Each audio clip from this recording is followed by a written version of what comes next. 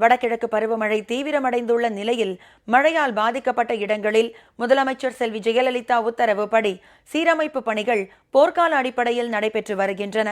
இந்த சீரமைப்பு பணிகளை அமைச்சர்கள் கொட்டும் மழையையும் பொருட்படுத்தாமல் நேரில் சென்று பார்வையிட்டனர். போர்க்கால அடிப்படையில் சீரமைப்பு பணிகள் மேற்கொள்ளப்பட்டதற்காக முதலமைச்சர் செல்வி ஜெயலலிதாவுக்கு பொதுமக்கள் நெஞ்சார்ந்த நன்றியினை தெரிவித்துக் கொண்டனர்.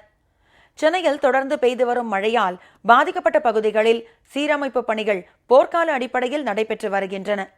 சாலைகளில் தேங்கிய மழை நீரை மோட்டார் பம்புகள் மூலம் வெளியேற்றியதோடு சாய்ந்த மரங்களை அகற்றும் பணியிலும் மாநகராட்சி பணியாளர்கள் முழுவீச்சில் ஈடுபட்டுள்ளனர். கோட்டூர்புரம், டி நகர், நுங்கம்பாக்கம் ஆகிய இடங்களில் அமைச்சர்கள் திருமதி ப. வளர்மதி, திரு SP வேலுமணி, சட்டமன்ற உறுப்பினர்கள், மாநகராட்சி மேயர் திரு சைதை துரைசாமி, ஆணையர் திரு விக்ரம் கபூர் உள்ளிட்டோர் கொட்டும் மழையையும் பொருட்படுத்தாமல் நேரில் ஆய்வு மேற்கொண்டனர்.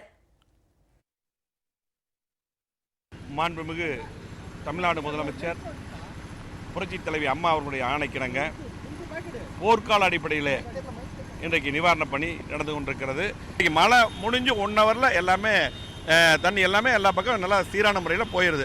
அது மட்டும் இல்லாமல் எங்கெங்கே எல்லா பக்கமே சூப்பர் செக்கர் மிஷின் அப்படி போட்டு பல உபகரணங்களை மாண்புமிகு தமிழ்நாடு முதலமைச்சர் புரட்சித் தலைவி அம்மா அவர்கள் அதிகமாக இன்றைக்கு வாங்கி கொடுத்திருக்கிறார்கள். அதனால் இன்றைக்கு சிறப்பான முறையில் போர்க்கால அடிப்படையில் நிவாரணப் பணிகள் நடந்து கொண்டிருக்கிறது. சென்னை அண்ணாநகர் பகுதியில் அமைச்சர்கள் திரு SP வேலுமணி, திருமதி கோகுல இந்திரா, சட்டமன்ற உறுப்பினர்கள், மேயர் உள்ளிட்டோர் சீரமைப்பு பணிகளை நேரில் பார்வையிட்டனர். திருவள்ளூர் மாவட்டம் திருவொற்றியூர், கார்கில் நகர், ராஜாஜி நகர், பாரத் நகர், ராமகிருஷ்ணா நகர் உள்ளிட்ட இடங்களில் தாழ்வான பகுதிகளில் தேங்கிய மழை நீரை மோட்டார் மூலம் அகற்றும் பணி முழுவீச்சில் நடைபெற்று வருகிறது. சட்டமன்ற உறுப்பினர், மாநகராட்சி அதிகாரிகள் உள்ளிட்டோர் பணிகளை நேரில் பார்வையிட்டனர்.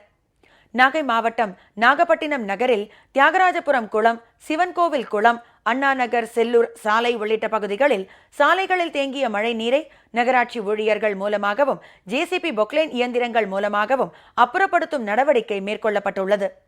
இதனை அமைச்சர் திரு KA ஜெயபால், மாவட்ட ஆட்சியர் உள்ளிட்டோர் நேரில் பார்வையிட்டு பணிகளை துரிதப்படுத்தினர்.